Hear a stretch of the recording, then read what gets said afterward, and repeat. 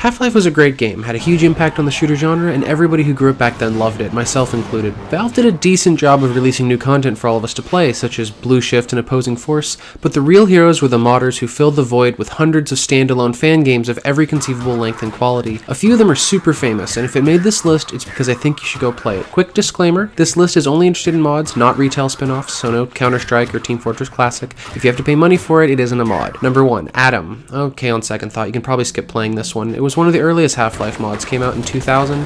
It had one of those classic half-baked fan game plots about being an alien trying to kill Einstein, but none of that mattered. 95% of the gameplay was just using Half-Life assets to make Black Mesa rooms in your average military base, and the only real legacy this mod has is this naked chick. See, for whatever reason, the developer felt the need to add a military brothel that the player briefly travels through, and that custom model became the base for so many female characters in other mods. Since Half-Life itself has like no girls whatsoever, you would find this model all over the place back in the day, wearing all sorts of different outfits. Number 2. They Hunger is one of the largest and most ambitious Half-Life mods ever made, and my personal favorite on this list. Starring a writer surviving the zombie apocalypse in a lonely countryside town, They Hunger does for John Romero style zombie horror what Half-Life itself did for laboratory catastrophe horror. Almost all the environmental assets were custom made, and it featured custom voice acting, music, and enemies, including zombified farm animals. They Hunger set the bar for every mod to come afterward by showing just what the Gold Source engine was capable of. Number 3. Wanted was another total conversion mod, this time set in a spaghetti western frontier and starring a sheriff chasing after a gang of bandits who just ransacked his town. Wanted is a great game in itself, but its biggest legacy is its loads of custom Gold Source scripts that future modders could use to slowly branch out from just using Half-Life assets. Due to being set in the Wild West, most of the weapons were custom scripted, and Wanted also came bundled with a multiplayer mode that featured working bots and game modes other than just deathmatch. Number 4.